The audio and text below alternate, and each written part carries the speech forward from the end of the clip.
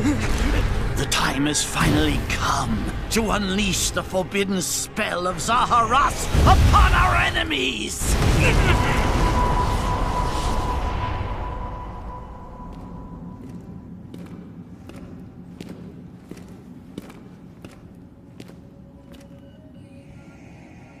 What were you thinking, charging right into an enemy's trap?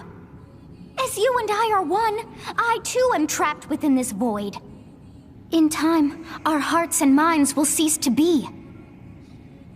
Are you prepared to die? I thought as much. I also do not wish to die. And yet... there is no other choice. You must join Smash. Huh? Join Smash Brothers already! What in the world are you waiting for?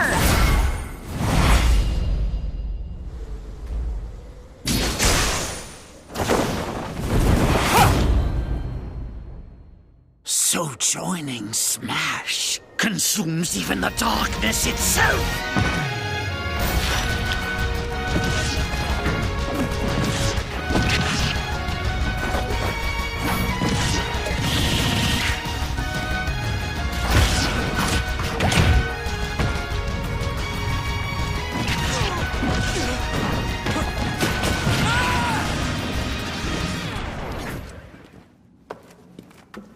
So you return, and sooner than expected. I see. Too many swordsmen, are there? And you wield the sword as well? What will you do? Huh. So that is how you plan to win the day? So be it. I reward your cleverness this time.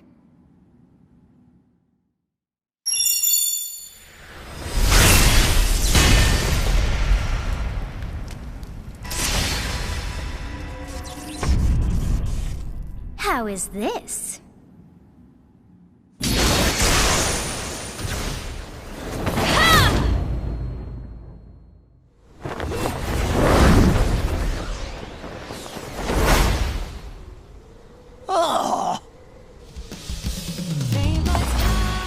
Of anyone, you should be able to handle the hero's relics.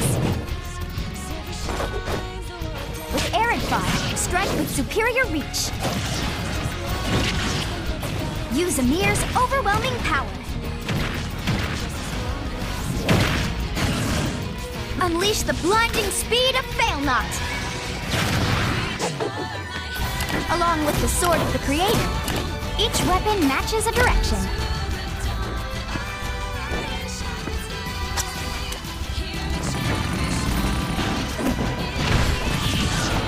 Your will and mine be now as one! To you, both sides of time are revealed! Through Smash, show the world!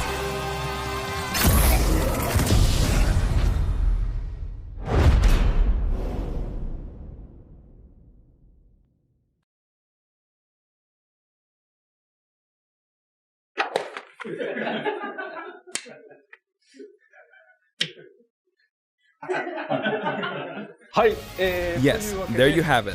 Byleth from Fire Emblem Three Houses is joining the battle. Fire Emblem Three Houses was released just last summer, so it's still very new. Even so, you'll soon be able to play as them in Super Smash Bros. Ultimate. This release is planned for January 28th. You'll have instant access if you have the Super Smash Bros. Ultimate Fighters Pass, and it will also be available for purchase individually.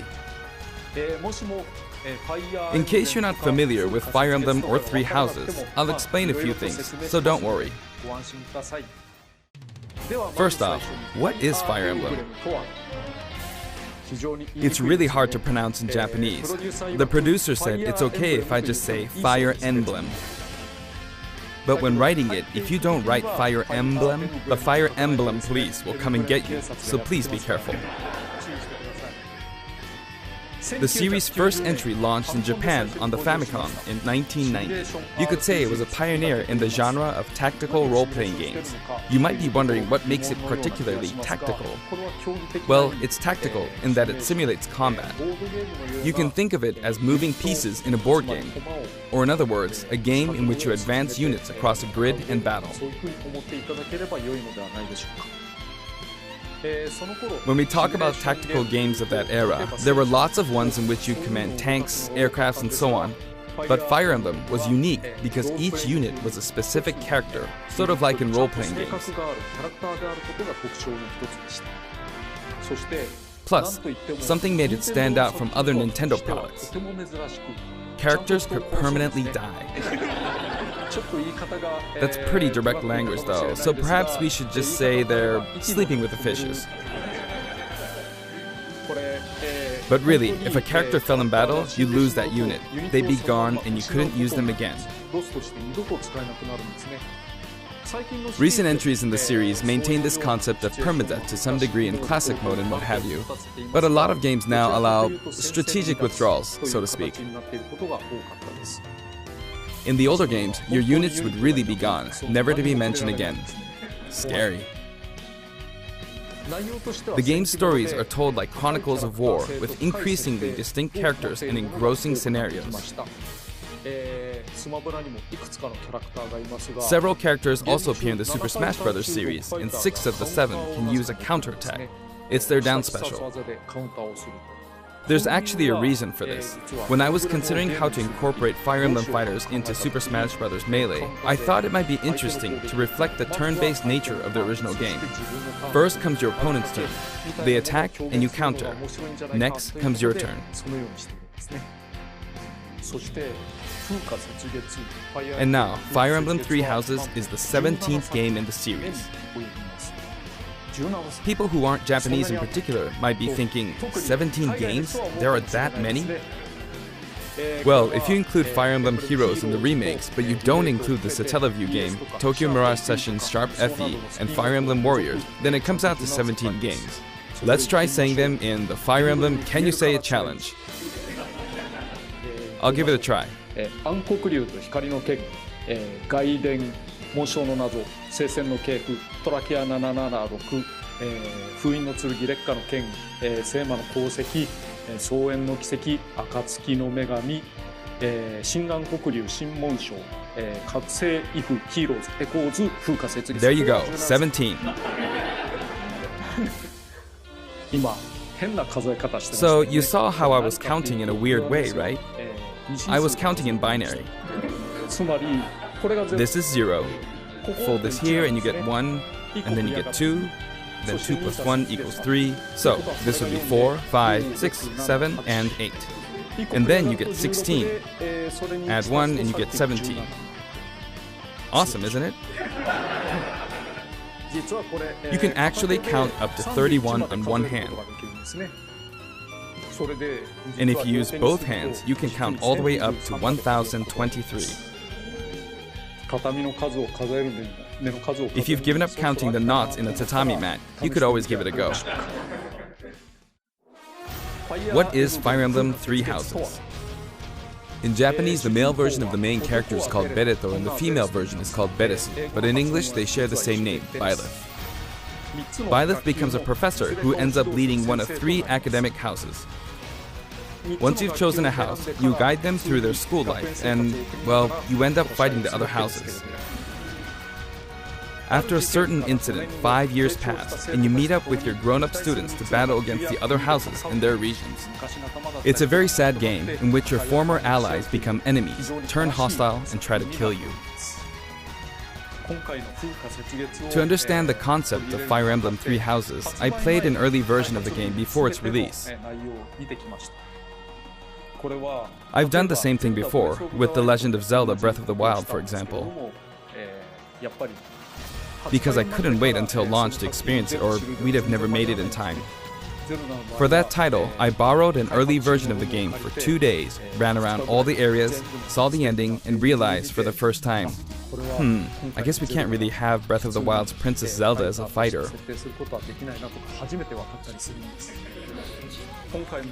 I did the same this time, but with there being 3 houses and multiple endings, it was really hard to get a feel for it. And of course, there weren't any walkthroughs I could reference.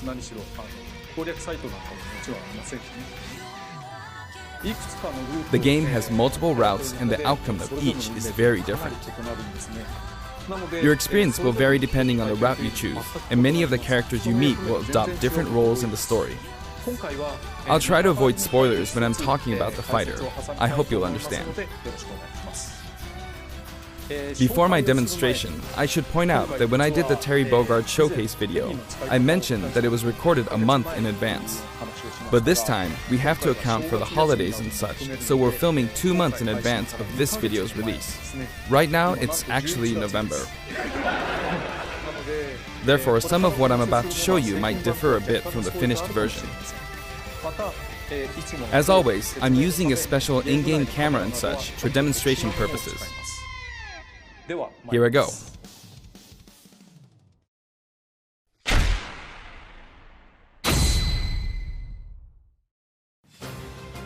So, this is our new fighter, Byleth. Sadly, they're lacking in mobility. It's maybe a bit better than Robin's, but that's about all you can say for them. Throws are not their strong point either. Their grab lacks range. But actually, you could say that they're distance demon. The hero's relic they use changes depending on the direction you input with the stick. Each of the hero's relics is a weapon that appears in Fire Emblem 3 Houses. They look like bones, and there's a reason for that. First, let's talk about the weapon Byleth uses for upward inputs, the Sword of the Creator. The Sword of the Creator here is Byleth's default weapon. They use it for flurry attacks and tilt attacks, such as down tilt attacks, where it takes the form of a whip. They also use the sword for dash attacks and other moves. For their up smash attack, they'll whip the sword upward to launch enemies in the air. For their up air attack, they'll wave the whip sword overhead. The hit detection for this attack lasts for a relatively long time. The up special move is really something. The sword extends like this, allowing you to do things like this. It was pretty terrifying how I knocked him into the air with that attack. And in addition, you can do awful things like this. That said, you'll launch opponents upward until their damage reaches a certain percentage.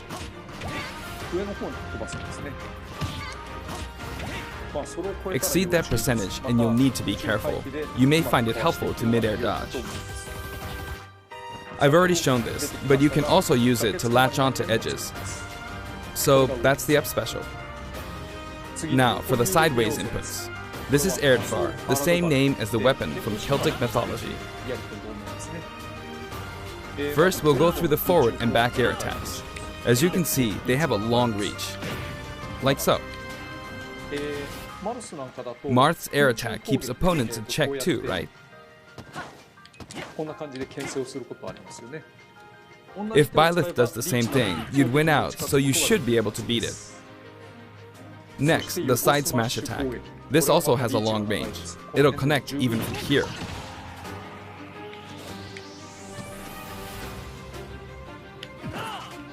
Also, if you add an upward tilt, it will be stronger. And if you've knocked an opponent down, the side attack won't hit unless you add a downward tilt to aim for them.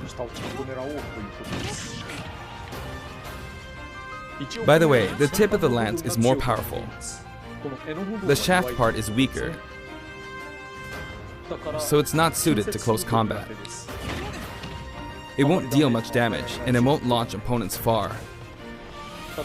That's why, as a rule, you want to hit with the blade part aimed upward, or downward in this case. Next, the side special move. Byleth will simply swing the lance like this, but again, it has excellent reach. For example, even when your opponent is at this distance, it'll still hit.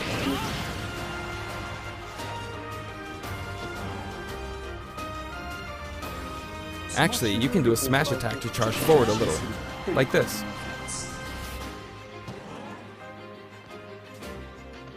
But as you'd expect, it can be easily shielded, so be careful. Use it in midair and you'll carve up a large area. Returning to the side air attacks from earlier, they have great horizontal reach, but they lack verticality. So this complements it well, although you'll be vulnerable when you land. Now, for the downward inputs. For these, Byleth will use an axe called Emir. It's named after a weapon that appears in Ugaritic myth. First, the down air attack. It really is strong. You can try for a meteor effect with this attack. Next is the down smash attack. A heavy swing of the axe back and forth. As you can see, it has a great deal of launch power. And for the down special, Byleth channels all their energy into a devastating strike. It's a bold move, similar to the Falcon Punch, but here's what makes it different. When readying the move, there's a super armor effect, which allows you to withstand an attack. Just so you know, if you execute a Falcon Punch at about the same time, it plays out like this. It's a bit slower than the Falcon Punch, but due to the super armor effect, you have the advantage. Unless you get grabbed. Another notable aspect is that it lets you pass through platforms. While you're charging up, you can breeze past platforms like this to reach a lower area. It won't let you jump, but you could use it as a surprise attack. Also, you can turn around during the move. The swing takes a while, so if an opponent runs behind you during the move, you can quickly change direction. Even though it can be hard to land a hit with this move, it can be really effective when used against a group of opponents. Plus, even if you fail to land a direct hit, any opponents on the ground nearby will still be launched a little. It's as if the quaking of the ground launches them. By the way, earlier I talked a little bit about the other Fire Emblem characters' moves. I don't recommend using this down special against fighters from the Fire Emblem series, because you'll just get loads of counters. It hits with that much power in a single attack. Counters can actually multiply the power of blocked attacks, and using easily anticipated attacks like this could just get you hit by counter after counter. Next, we have the neutral moves. The bow you use is called Fail Not, which shares its name with the bow from the Knights of the Round Table. It only appears in a few neutral moves. You've got the neutral air attack. This attack is similar to a move of Pit's and other fighters like him. It lets you spin the weapon around. It's also easy to create certain combos with it. And with the neutral special, you'll let loose an arrow. It seems pretty straightforward, right? But there are a few noteworthy aspects to this bow. First, the biggest difference between this bow and Link's is that once you enter the command, you can keep charging until it's ready. You can't release it partway through the charge, so when it does fire, the arrow travels at high speed. It's also very powerful. That said, you can still cancel out of the stance using the shield button. You can also change direction while in the stance. It works up until this point, but if you keep holding the button, you'll unleash a powerful arrow that looks like a beam of light. You can perform this move by keeping the button held down. You charge up power like so, charge a bit more, and then fire. But again, you'll need to take care when using this move. For one, when you've powered up the move to its max, there's no way to cancel out of it, not even with the shield button. In other words, you're committed to firing it. So you see, a situation like this is pretty terrible. Once you've entered the stance, you won't be able to do anything. which means it's quite the risky attack to use against fighters who have a move with a reflector effect. But you could always just aim into the fray, as it is, after all, a long-range move, letting you deal a sudden blow to opponents. So you need to think carefully when using this projectile weapon. Byleth's final smash is called Progenitor God Ruptured Heaven. In the original game, there's a move called Ruptured Heaven. This is an enhanced version.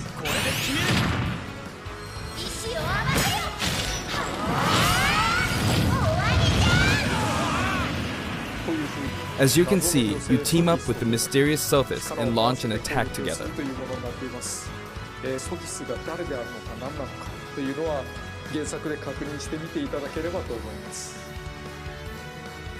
Now, let's talk about the color variations. It's set up so that the default and odd-numbered color variations are male, while the even-numbered ones are female. However, the third, fourth, and fifth colors are, as you can see, reminiscent of the house leaders. Those of you who played the original game will of course understand what I'm referring to. The sixth color is based on Sophis, who you just saw earlier. And the seventh and eighth variations have a different hair color, which is based on something that occurs in the course of the original game's story. Didn't we see this variation in the final smash?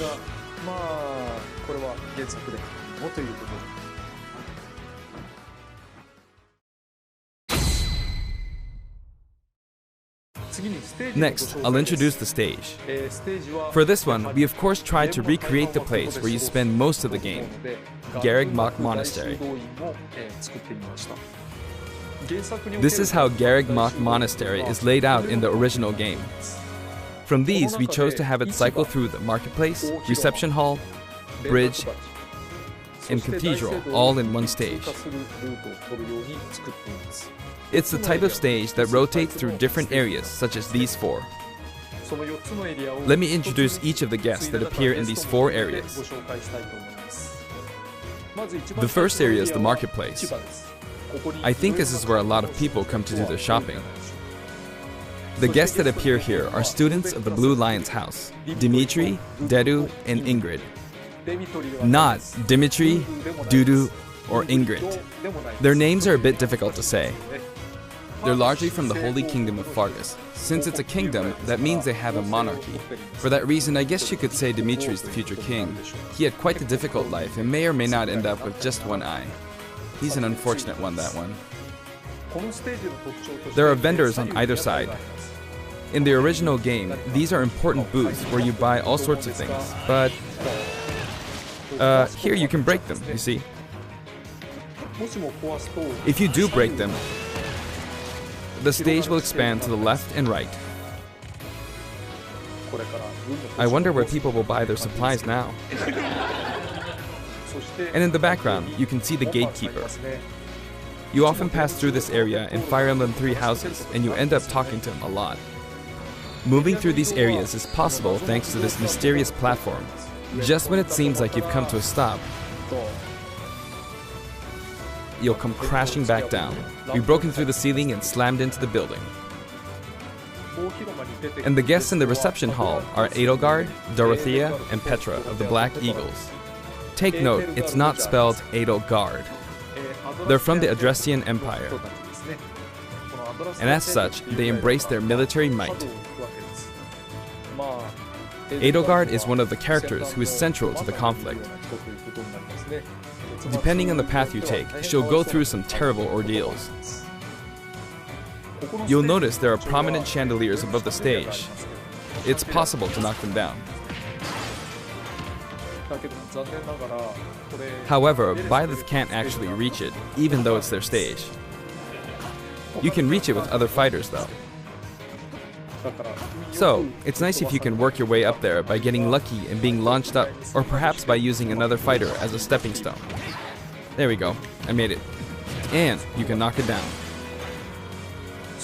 Also, you can break this table. Like so.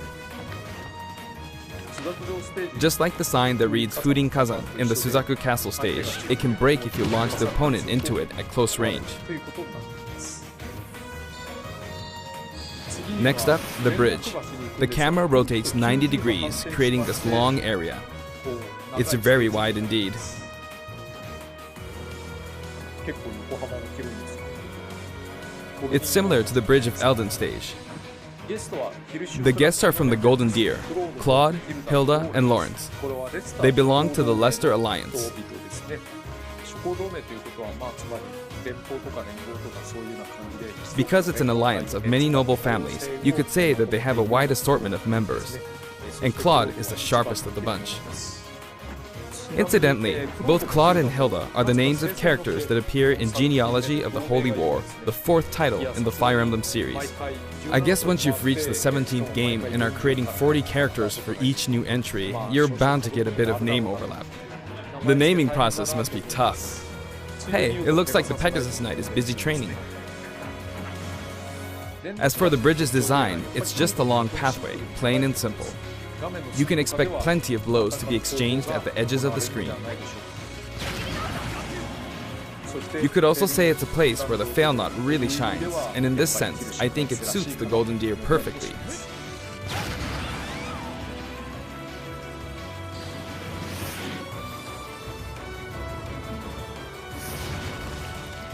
The last area is the cathedral, only with some platforms you can pass through.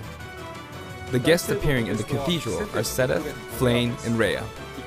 There's Sedith, who appears to have an extremely strong bond with his sister, Flayn. She seems to be under the protection of him and Rhea, who you can see fighting during the opening of Fire Emblem Three Houses. All three have character quirks related to their true identities. I feel that Flayn might be saying shush at this point, so I'll leave it at that. This is a simple area of the stage. All it has are these platforms. Being the last area, it may be a place where some intense battles will be waged. It'll cycle through each location in about 2.5 minutes.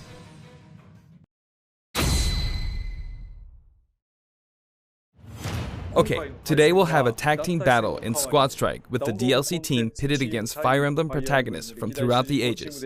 That'll give us precisely 5 players per side. Alright, here we go, Joker. Joker! And Hero! Gee, we really made a lot, huh? Banjo! By now, I think you know what I'm doing. But basically, I'm trying to defeat all 5 opponents with just the professor here. But as expected, it's going to be a pretty tough battle, so I'm using anything I can get my hands on. It's not going to land that easily. Uh-oh, this is bad. Bennigan. I better keep my distance. I'll use this chance to attack. Got him.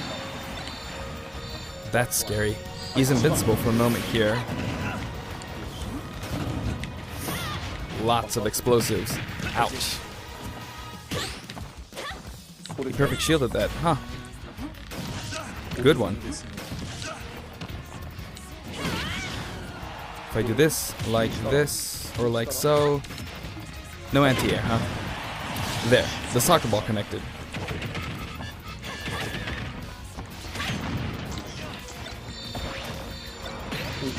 Good, there's Mom. You're in a good spot, Mom. Ah, I shouldn't have taken that. Gardevoir. Well, I guess no one uses projectiles. At this point, it doesn't matter if Gardevoir's there or not.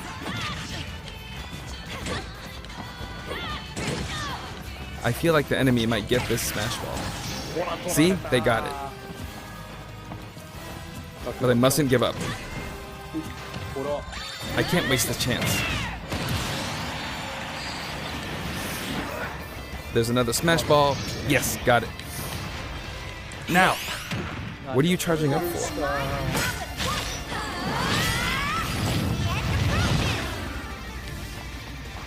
There's still more. Whack! Go on, you can take the hammer, but it's mine. Although I'm scared I might get hit with a counter in this state. I hit him! I was trying to fight using Byleth's abilities alone, but what matters is that I won. Good game. It can be fun to play like this, especially in tag team, so I think it's a good idea to try imposing different types of challenges on yourself. The end.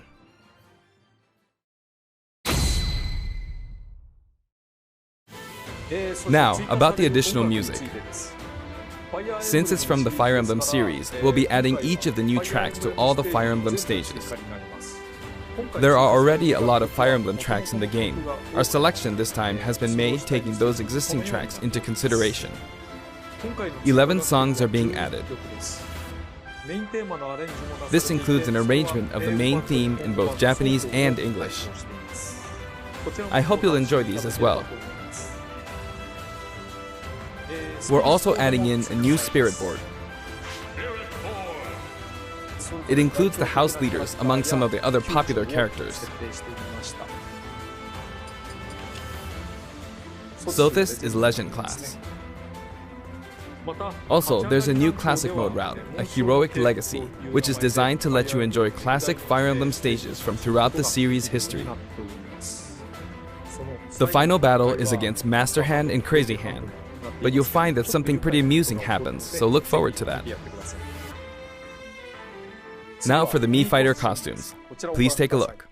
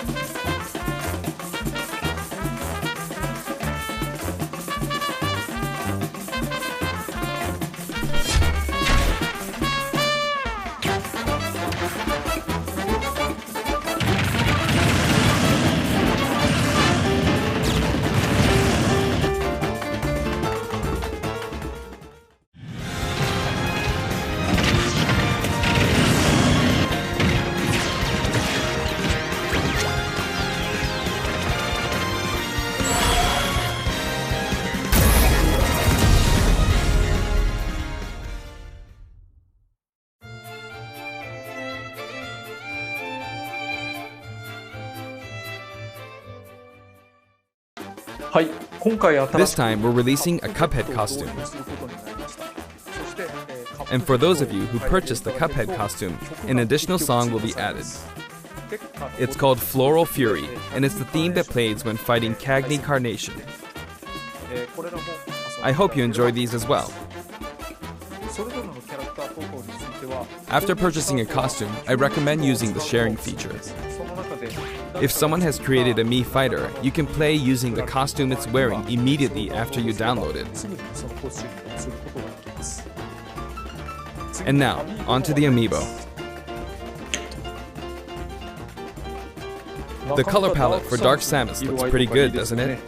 Dark Samus and Richter are planned for release on Friday, January 17th.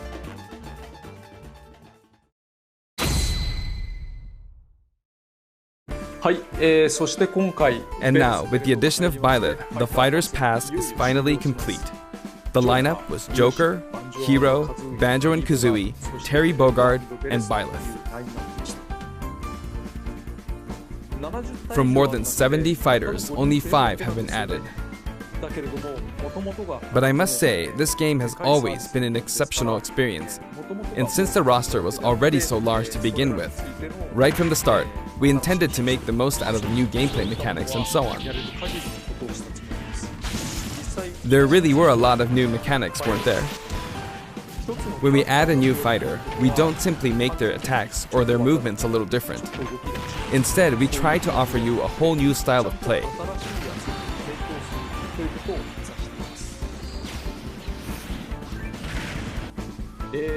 As I stated, we'll continue to release more DLC fighters down the line. I had thought that 1 or 2 might suffice, but, well, have a look.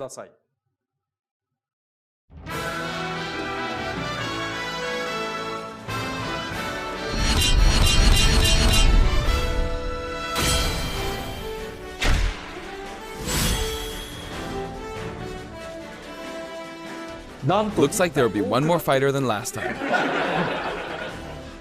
For this reason, we will be releasing the Super Smash Bros. Ultimate Fighters Pass Volume 2. It will be available for pre-purchase on the date shown, so please keep an eye out. And now that it's official, we intend to move ahead with development. Of course, like last time, the contents will remain unknown for now, and I'm personally very sorry that we have to release Fighters Pass Volume 2 when the details have yet to be revealed. Like last time, I'd be very grateful if, despite that, you would understand why and purchase it. Furthermore, the new additions have already been decided. Even if I receive many requests regarding potential candidates on Twitter, I'm afraid it would be very hard to consider them. But I still hope you'll look forward to it. We're also including a bonus with Fighters Pass Volume 2. Last time, it was a Rex costume. But this time, here's what we have.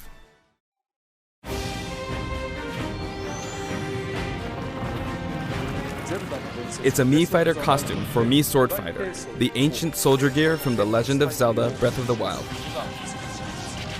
This will not be for sale individually, so it can only be acquired as part of Fighters Pass Volume 2.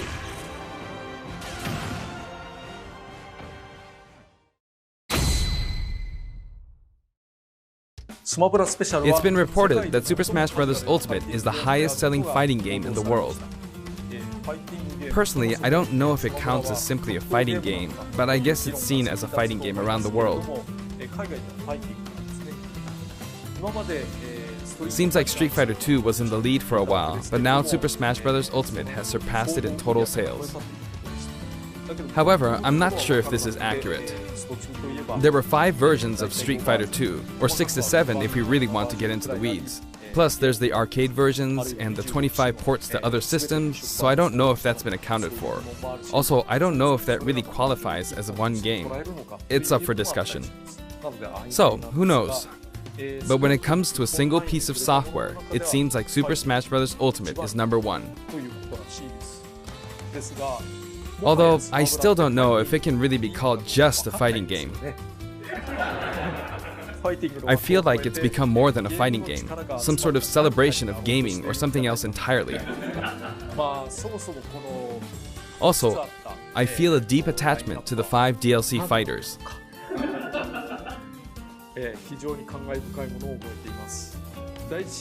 The first Fighters Pass just wrapped up, but it was decided that there will be more DLC, which means no breaks for me. I plan to keep working hard, so I hope you can continue to support us. That's it. Thank you.